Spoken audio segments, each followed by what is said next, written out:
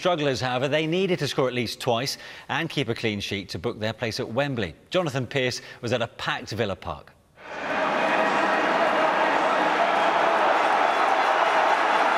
Fantasy football for League Two Bradford City, and there's 6,500 fans here.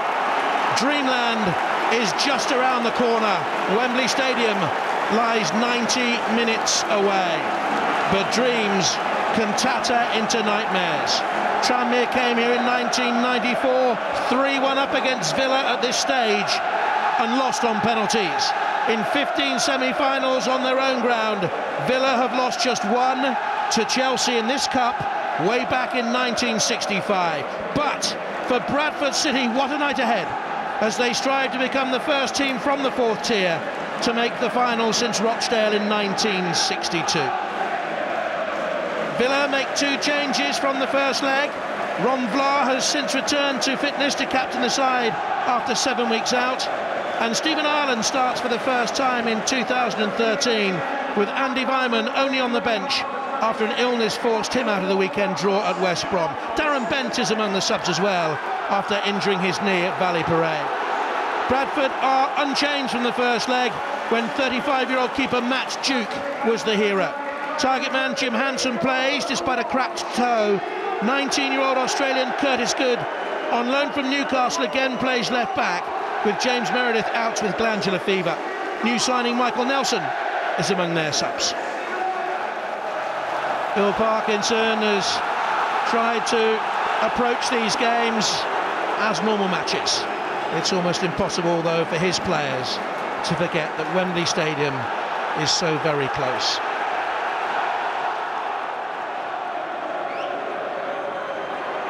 Delph, is it written in the stars for him to play a major role tonight against his hometown club? Back towards young Lowton. And Zogby, one of the few Villa players to draw distinction from the first game. Looking in the box for Benteke. Had he taken an early-headed opportunity in the first leg, things might have been so different. In all, he had 6 chances in the opening encounter between the two sides. And it'll be brought out by young Curtis Good from Melbourne, Australia. A little bit hasty with the pass. Lowton for Villa, looking for Benteke. Good is in front of him, good defensive shape, but it's a header by Benteke and just knocked over the bar by Lowton, who continued his run in there. In the first game, Villa got in a lot of crosses. Benteke was so strong in the air, dominant, but they didn't take their chances, and they've had 2 already tonight.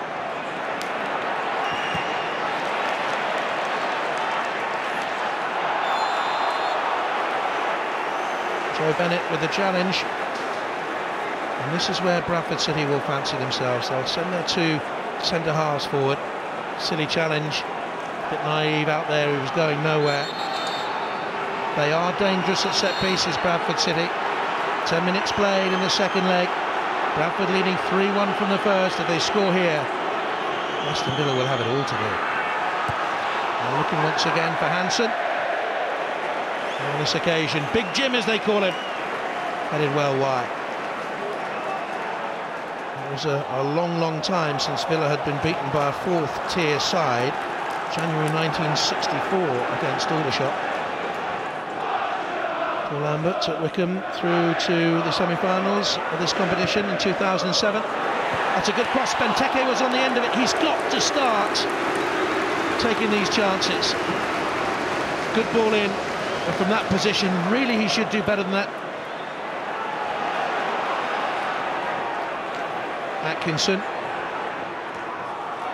And towards Wells. Just rushed that one. Delph. Good powerful run, sensibly done. And gets the shot away. It's a good run.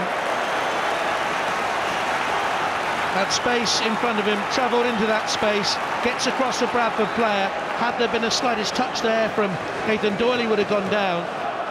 Knows he needs an early goal. 19 minutes gone at Villa Park. The crowd applauds and stands to support Stan. And we continue to wish Stilian Petrov well as he fights back from serious illness. It's always a touching moment here. Kieran Clark looks for Benteke with a set-up there for Gabi Agbonlahor. On to Nzogbia. Agbonlahor can slip. Delphin turns. Duke got down well. Surely not again, Villa feel. Can he do as well as he did in the first leg? The veteran Bradford City goalkeeper.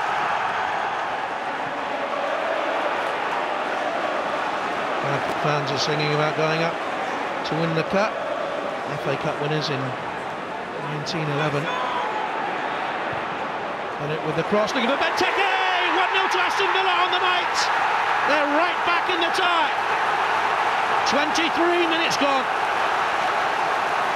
Very good finish from a man who has missed too many chances in this tie so far. Got away from McArdle and finished so sweetly. No wonder the manager is so delighted.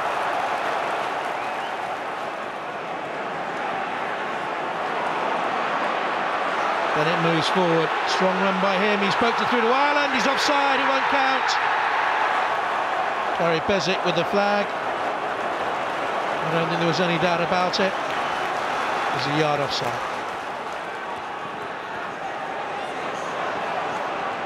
Bradford are defending deep. And towards Ireland. Zogbia. Oh, good save again. He's having the time of his life in this tie. Oh, that cleanly away. Good goalkeeping once again. And Pardew watching on. Aston Villa's next Premier League game is against Newcastle United. They have to go to Millwall first in the FA Cup. Here's Agbonlahor. Stephen Ireland, little chip. And it's another fingertip save by the goalkeeper. On the night, it's Aston Villa 1, Matt Duke 0. But over the tie, Matt Duke has been a winner.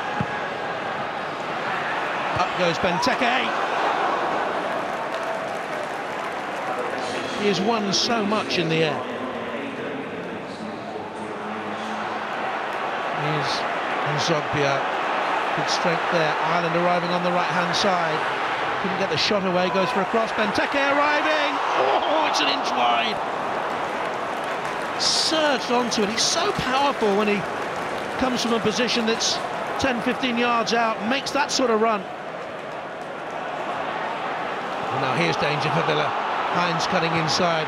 Wells went to bend it. That's a good effort from a very promising player. A reminder there for Aston Villa that they are still behind in this tie and they cannot take chances. Villa fans trying to stoke up the atmosphere. Many of them thought they'd win on the night.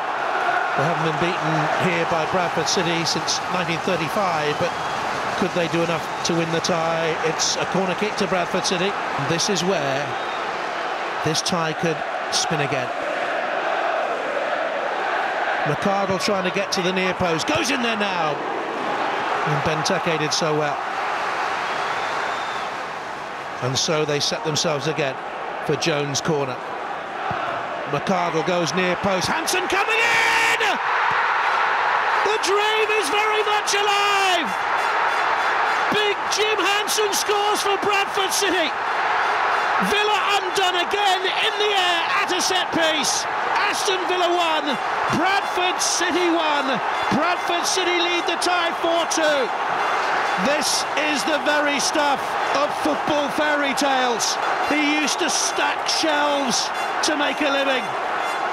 He just slipped too easily away from Ron Vlaar, and Phil Parkinson was heading it in himself. Here's Benteke to Fabian Delph. Benteke's gone looking for the return. Here's Bannon.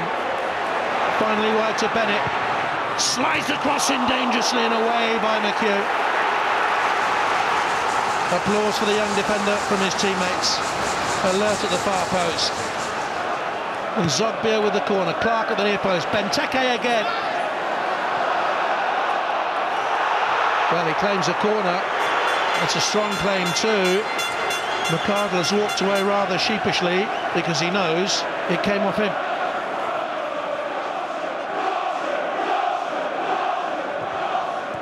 Derby and Doyle. What a lovely cross, Hansen! Oh, he could have won the tie there and then.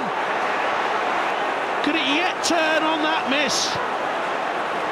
Big Jim Hansen could have sent them walking down Wembley Way. I think it's just a deflection, a shave of Kieran Clark's head. Bradford dropping back in two serried ranks. Good shape about them. Good defensive discipline. Atkinson coming in to make it virtually a back five there. Now goes wide to Milan Zogbia. Doubling up with Good. That's his primary job. Has been over the two legs and he's done it so well. Zogbia couldn't get free. Agbon Lahore. Loughton into Bent. Ireland!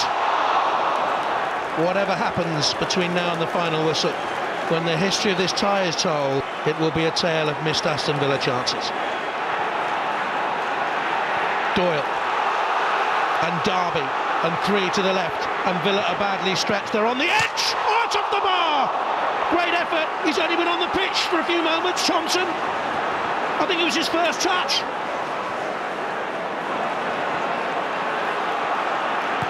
Villa then literally on the edge of a precipice.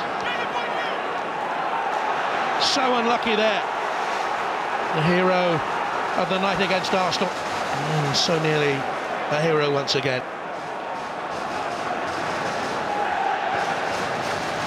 Vyman has got away from Good. In comes a cross, is missed by them all in there. Ireland's first to it. Sadly for Villa, Darren Bennett made a great run but wasn't found. In it comes from Clark. It looked a tired cross that. Calm, he said. Just a deflection took it out of the reach of Benteke.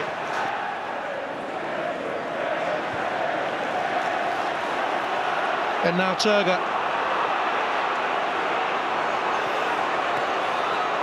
Trying to hold off Stephen Ireland and hold it in the corner. It's wound down a few seconds more.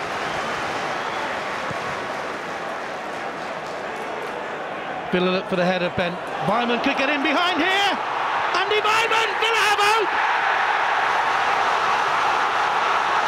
Aston Villa 2, Bradford City 1 on the night. Goodness me, they can't get out of jail here now, can they? Long ball. On by Bent. Oh, a slip. And in with Vyman. One more takes it to extra time. It was a cool finish. And Villa simply need to get it forward and quickly. Shay Given will bring it out. 10 seconds of the 90 minutes to go. Given hoists high. Benteke will attack it with McArdle. Benteke did his job.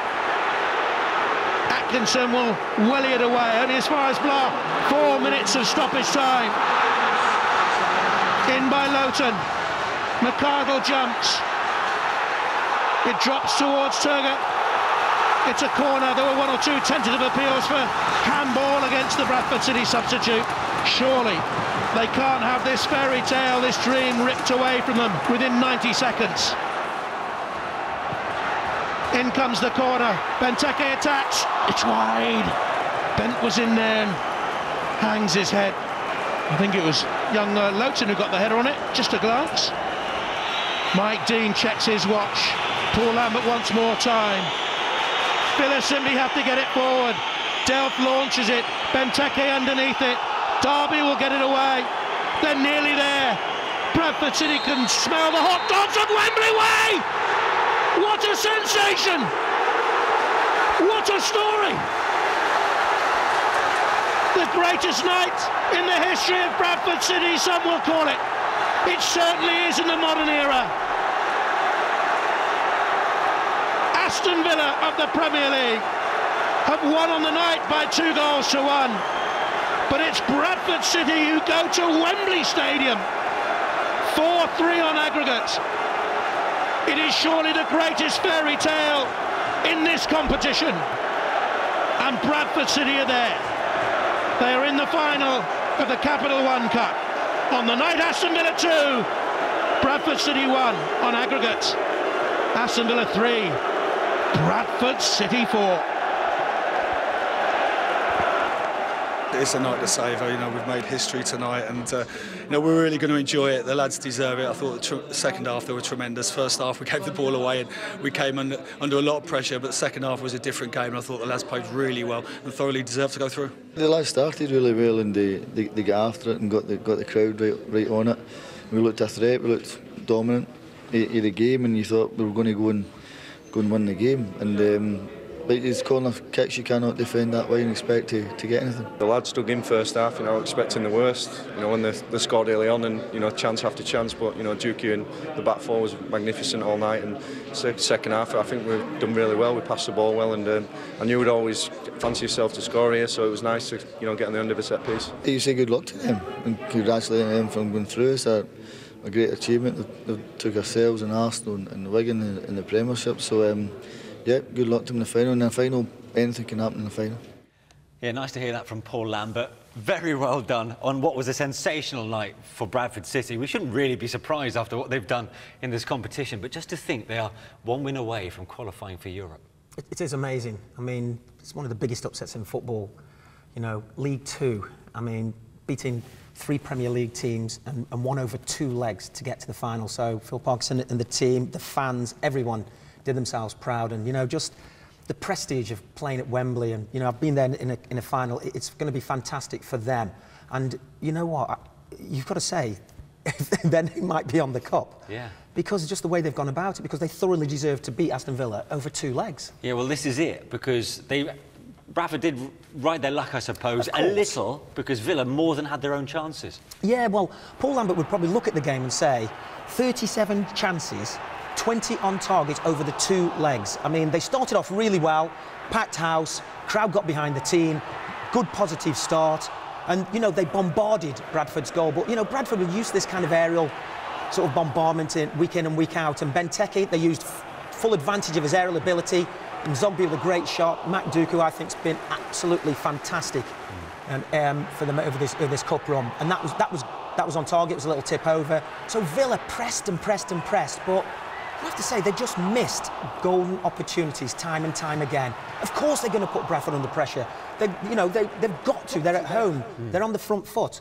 But they withheld, in the first half, they withheld all the barrage. The second half, Bradford played a lot better. Yeah, well, Phil Parkinson clearly had a plan, and it worked. I mean, and that was to expose Villa's weakness at the back. Set pieces. I think set pieces they've shown, with Arsenal and with Villa especially, time and time again, they were a threat. The delivery was fantastic. Look at that, Jim Hansen. I'm just so pleased for him.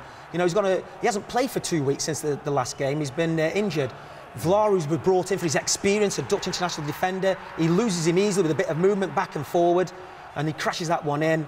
And I just thought he caused problems all day. I mean, that one there, I think Kieran Clark just gets a touch in front of him, and it just skims off the top of his head. But he was a threat. He led the line well. And it's refreshing also to hear a professional, like James Hansen afterwards, just to merely say how privileged he is to be playing the game. You don't often hear that these days.